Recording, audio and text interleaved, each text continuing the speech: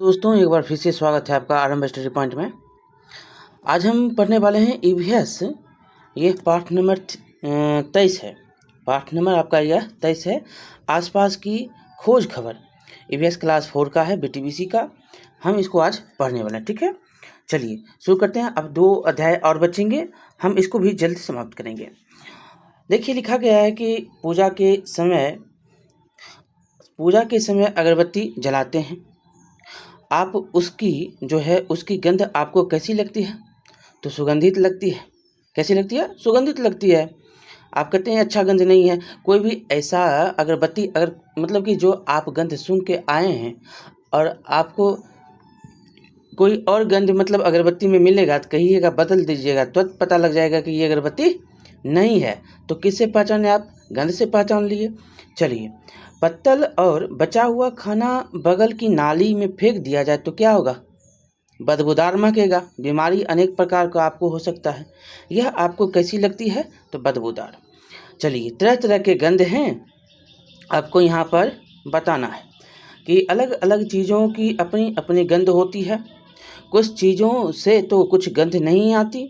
नीचे दी गई सारणी में आपको भरना है। लहसुन देखिए गंध, आप लहसुन का गंध देखते हैं ना, गंध होता है। प्याज का गंध, आदि का गंध।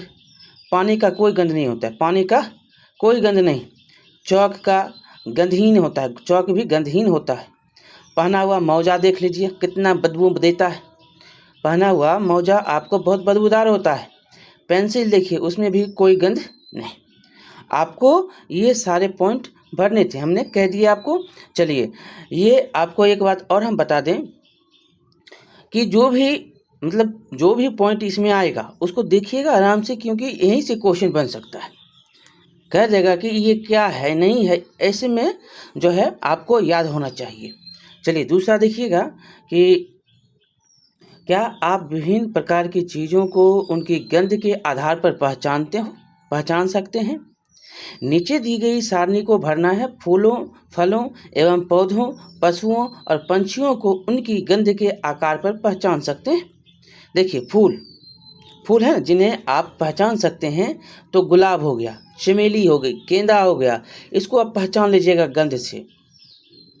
फल देखिए, पका हुआ आम, अमरूद, संतरा, ये सब आप गंध से पहचान लेते हैं। और पौधा हो गया पुदीना का, तुलसी का, धनिया का, ये आप गंध से पहचान लेते हैं। और पशु हो गया बकरी का, कुत्ता का, गाय का, ये सब आप गंध से पहचान लेते हैं कि मतलब कुत्ता यहाँ पर है कि नहीं है। और पंछी आप मुर्गा मुर्गी देखिए, कबूतर को गंध से पहचान लेते हैं। मुर्गा को तो आप गंध से पहचानते हैं, कबूतर को भी पहचानते हैं। चलिए आगे चलेंगे। जिन्हें आप तरह तरह की आवाज़ें। तो रात के अंधेरे में आपको मच्छर का पता कैसे लगता है? आप मच्छर का गाना सुनते हैं ना, मच्छर बिनबिनाता है तो गाना मतलब सुनाता है ना, कान के बगल में आके, वही ऐसे पहचानते हैं। और काटता भी है। पता ही होगा कि आपको गर्म खून वो खोजता है और आपके तलवे की गंध से वह आपके यहाँ पहुँच जाता है और आपकी जो है बनी बनाई खून वो चूस कर जाता है और बीमारी देकर जाता है। मच्छर काटने से फलेरिया भी होता है, ये जानते हैं। चलिए यहाँ पर तीसरा देखेंगे कि नीचे दी गई यहाँ पर है कि नहीं, हम जो यहाँ पर पढ़ेंगे, हम अपने आसपास कई तरह की आवाज़ें सुनते हैं। मधुर आवाज़ें सुनकर हम आनंदित होते हैं और कर्कश आवाज़ें या शोर सुनकर हम कान बंद कर लेते हैं। चलिए बताइएगा, मधुर आवाज़ और कर्कश आवाज़ कौन कौन से हैं? मधुर आवाज़, कोयल की आवाज़। मेरे पीछे में आपको कभी कोयल की आवाज़ मतलब कि बैकग्राउंड से कोयल की आवाज़ कभी कभी आपको आती होगी, क्योंकि मेरे बगल में आम का पेड़ है, उस पर कोयल का वास है और यहाँ पर आपको कोयल की कभी कभी आपको आवाज़ आती होगी। उसका कैसा आवाज़ लगता है? मधुर लगता है। लता मंगेशकर को कोकिला कहा गया, स्वर्ग कोकिला। स्वर्ग कोकिला क्यों कहा गया? क्योंकि स्वर्ग कोकिला उनकी आवाज़ थी, कोयल की जैसी आवाज़ बोली। कर्कश देखिए, कौवा को मिला दीजिए, जहाँ मधुर आवाज़ कोयल की है वहीं कर्कश आवाज़ कौआ काँव काँव करते रहता है सिर्फ। बांसुरी की आवाज़ कैसी है? तो मधुर होती है। ढोलक की आवाज़ मारिए, ढोलक की आवाज़ अगर ताल से नहीं मारेंगे तो कैसी होगी? कर्कश होगा। बिल्ली की आवाज़ देखिए माऊ माऊ करता है, इसका मधुर आवाज़ होता है। वहीं बैंड का आवाज़ देखिए धमाधम धमाधम धम धम, कैसा आवाज़? कर्कश आवाज़ है। गौरैया का आवाज़ आपको च्यों च्यों करती है, तो ये मधुर आवाज़ है। कुत्ता देखिए, कुत्ता भौंकता है तो कुत्ता भाव भाव भाव भाव, एकाएक देखिएगा उसका आवाज़ भी टना जाता है। रात को कहता है कुत्ता रो रहा है, कहते हैं ना। और मधुर आवाज़ एक और हम आपको बता देते हैं, बच्चे का आवाज़ जो किसी बच्चे की आप गीत सुन लीजिए, कोई बच्चा गाना गा रहा है, गीत कोई गा रही है, उसका सुनिए, मधुर आवाज़ है। और गाड़ी का हॉर्न सुन लीजिए, पौ पौ पौ पौ पी पी पी पी, ये जो है कर्कश आवाज़ है। चलिए हो गया ये। अब चलिए आगे। यहाँ पर है नीचे लिखी क्रियाओं के होने पर हमें कैसी आवाज़ें सुनाई देती है। अभी आपको हमने आवाज़ें सुनाई तो बहुत आवाज़ें आपको हमने सुना दी। यहाँ पर देखिए आप एक एक करके सुनाएंगे आवाज़ फिर से। टीन की जो है छत पर पानी की बूंदें जो है गिर रही है, कैसी होगी? टप टप टप टप टप। पानी जो है नल खोल कर छोड़ दीजिए, अब पानी वहाँ पर बाल्टी लगा दीजिए और एक एक बूंद गिरेगा, देखिएगा रात को नींद नहीं आएगी। हम अनुभूति कर चुके हैं इसलिए बता रहे हैं। टप टप टप टप लगेगा कहाँ पानी गिरा, जल्दी बंद कीजिएगा। और ऐसे भी नल खोल के, मतलब कि अगर बंद है, खुला हुआ है तो उसको बंद करिए, पानी बर्बाद होता है। और अगला है कि बादल के गरजने पर कैसी होती है? घर घर घर घर घर घर घर, पूरा घर घर घर घर घर होता है। और घड़ी के चलने पर कैसा? टिक टिक टिक टिक टिक। स्कूल की घंटी कैसी होती है? टन टन टन टन टन टन टन टन टन टन। और हवा से हिलती हुई पत्तियों की आवाज़ कैसी होती है? सर सर सर सर करके चलता है, sir sir sir sir sir. और ताली जब हम बजाते हैं तो कैसे होती है? चट चट चट चट चट। और जब फर्श पर थाली गिरता है तो कैसे होता है? झन झन झन झन झन झन झन झन झन, ऐसे होता है। चलिए आपकी ये आवाज़ भी हमने करा दी। अब अगला चौथा नंबर क्वेश्चन है कि इस प्रकार विभिन्न प्रकार की पशुओं की भी आप बिना देखे अपनी आवाज़ से पहचान जाते हैं, मतलब आवाज़ से पहचान जाते हैं कौन सी पशु है, पंछी है।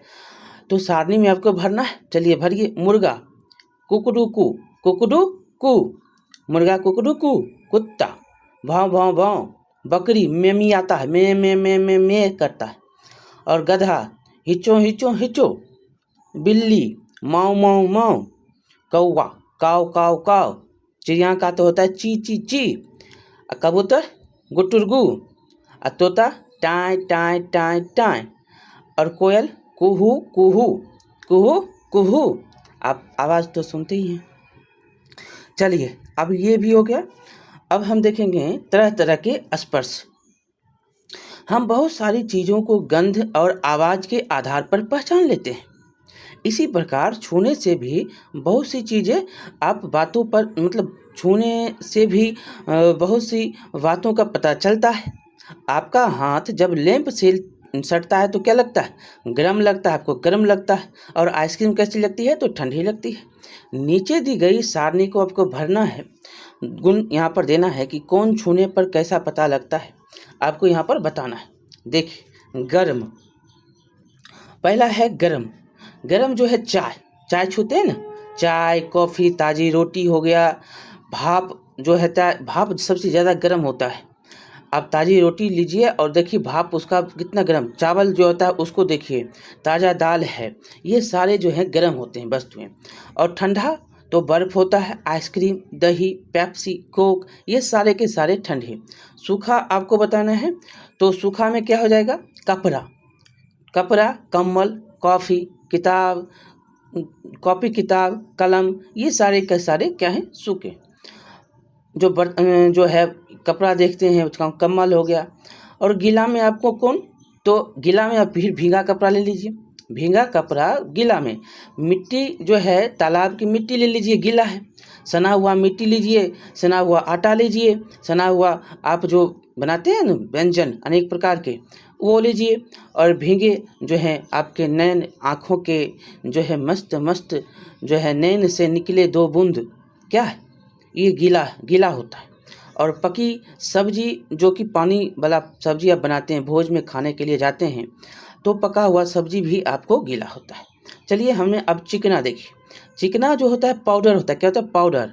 चने का सत्तू कैसा? चिकना। चने का सत्तू चिकना। घर का फर्श कैसा? चिकना चाहिए एकदम जो है ये एक दार जब फिसले तो पैर हाथ टूटना चाहिए, ऐसा होना चाहिए फर्श, समझ गए? चिकना सा। और ब्लैक बोर्ड ये भी होता है चिकना। और क्या, तो आप शीशा का गिलास देख लीजिए, ये भी होता है चिकना। अब खुरदुरा में देखिए, खुरदुरा में बिना प्लास्टर का दीवार देखिए कैसा होता है? खुरदुरा होता है।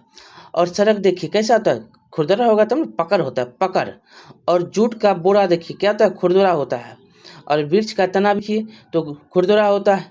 और खेत का जमीन क्या होता है? खुरदुरा होता है। अब है आपका लसहसा, लसलसा। तो लसलसा क्या हो जाएगा? जो शहद होता है, शहद, उसको देखिए लसलसा में। रसगुल्ला खाइए, चीनी होता है उसमें, तो वही लसलसा होता है। पका हुआ कटहल खाइए, लट्ठा छूटेगा नहीं।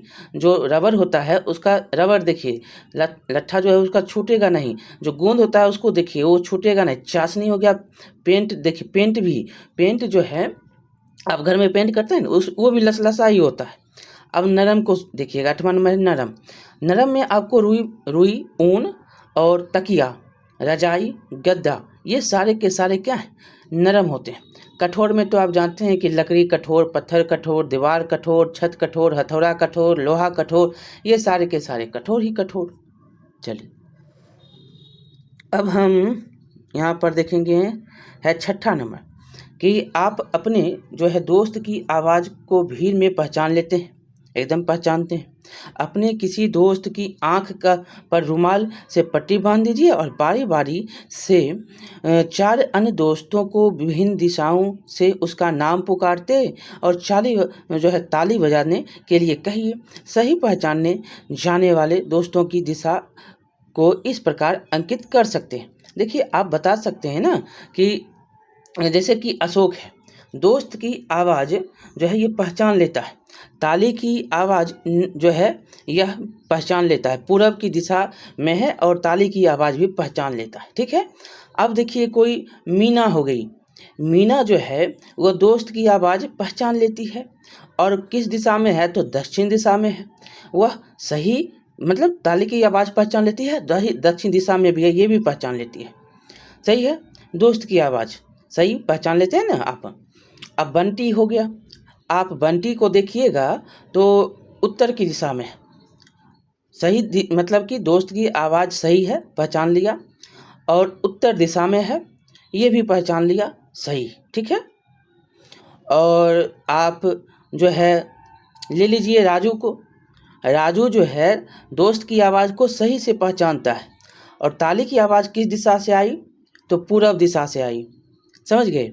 पूरब दिशा से आती है, ये सही है। अब देखिए, अब 2-3 हमने बता दिया। अब जो है राम को ले लीजिए, श्याम को ले लीजिए, ये जो है सही पहचान लेता है अपनी दोस्त की आवाज़।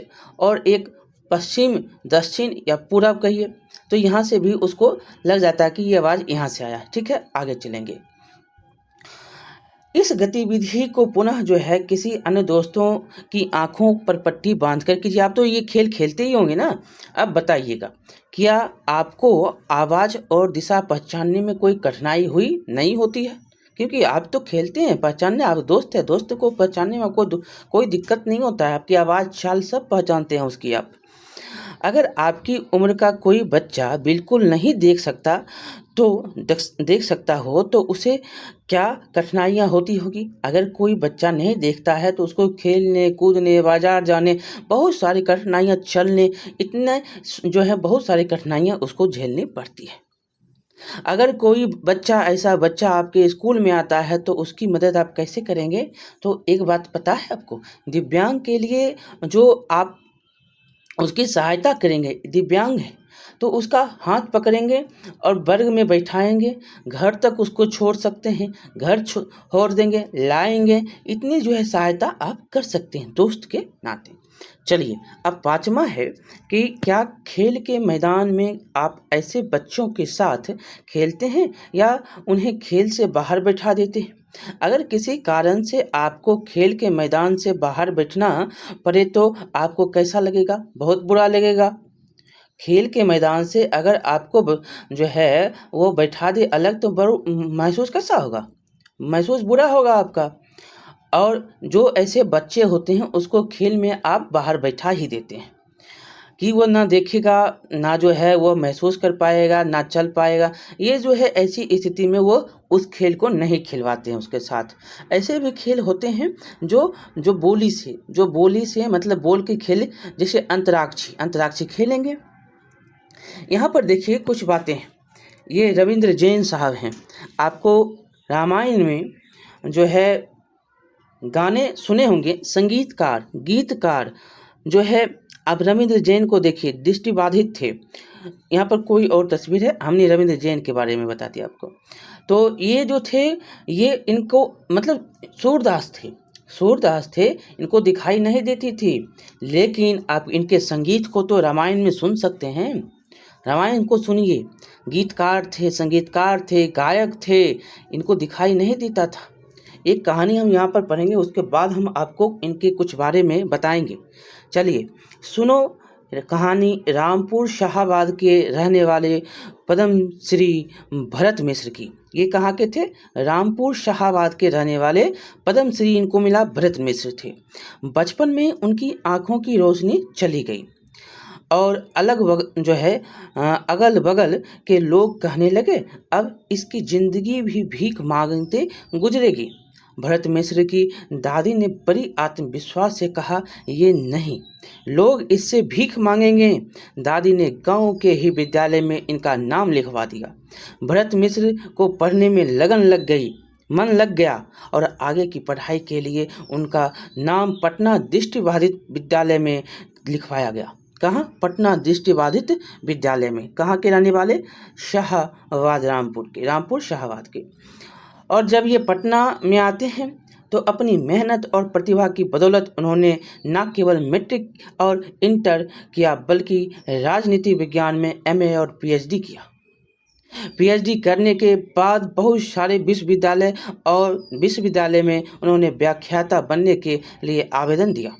नौकरी देने वाले लोग उनकी आंख न रहने से हिचक जाते थे।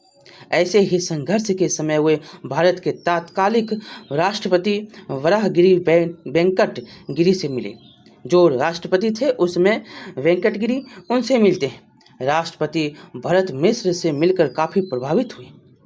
उनकी पहल पर मगध विश्वविद्यालय में वे प्रोफेसर बने। वेंकट गिरी की पहल पर जो है ये मगध विश्वविद्यालय के क्या बनते हैं? प्रोफेसर बनते हैं। उनसे पढ़ने वाले विद्यार्थी कहते हैं कि वह भारतीय इतिहास के जाने माने विद्वान थे। उनकी विद्वता से महाविद्यालय के छात्र एवं अध्यापक सभी प्रभावित थे। बहुमुखी प्रतिभा के धनी भरत मिश्र का सामाजिक और सामायिक समस्याओं पर प्रायः रेडियो से व्याख्यान प्रसारित होता रहता था। इनके मार्गदर्शन में 16 विद्यार्थियों ने पीएचडी की उपाधि प्राप्त की। जब इन्होंने अपने शादी के लिए अखबारों में विज्ञापन दिया तो 59 प्रस्ताव आए। कितने आए? 59 प्रस्ताव आए, जिसमें एक प्रस्ताव डॉक्टर हीरा मिश्र का भी था, जो उनकी सुयोग्य जीवन संगिनी बनी। याद रखिएगा, जीवन संगिनी बनती हैं अखबार में। ये जैसे अभी जीवनसाथी.com में होता है, आप आवेदन देते हैं, बात कीजिएगा तो बात बनेगी, इसका स्लोगन है। तो ये कैसे? तो अखबार में पहले विज्ञापन दिया जाता था, वर चाहिए, वधू चाहिए, ये चाहिए, भूमियार चाहिए, जो है कास्ट चाहिए, इतने प्रकार के सब जो है लिखे रहते थे। और जीवन संगिनी इनकी कौन थी? तो डॉक्टर धीरा मिश्र। भरत मिश्र की कार्य क्षमता को देखते हुए 1979 में भरत मिश्र की कार्य क्षमता को देखते हुए 1979 में भारत के तात्कालिक राष्ट्रपति नीलम संजीव रेड्डी ने इन्हें श्रेष्ठ निःशक्त कर्मचारी का पुरस्कार दिया। किनके द्वारा ये कर्मचारी का पुरस्कार लिए? तो राष्ट्रपति नीलम संजीव रेड्डी के द्वारा 1979 को यह निःशक्त कर्मचारी का पुरस्कार लेते हैं तथा 1985 को राष्ट्रपति ज्ञानी जैल सिंह के द्वारा इनको पद्मश्री से अलंकृत किया गया। एक तो लिए निःशक्त कर्मचारी का पुरस्कार जो राष्ट्रपति नीलम संजीव रेड्डी से 1979 को, और 6 साल बाद जो मिलता है 1985 को ज्ञानी जैन सिंह के द्वारा पद्मश्री का पुरस्कार। यहाँ से क्वेश्चन पूछ सकता है आपको, ये क्वेश्चन जो है आपसे यहाँ से पूछा जा सकता है इनका, ध्यान से। और इनको पुरस्कार मिलता है पद्मश्री। निसंदेह अंधत्व भरत मिश्र अंधत्व थे, नहीं दिखता था।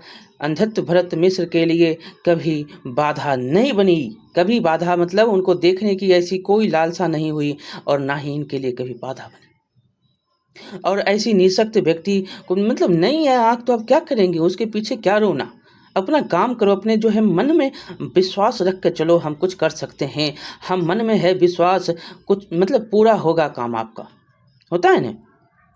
मन में विश्वास रहेगा तो आप आधा जो है जीवन में सफलता पा सकते हैं।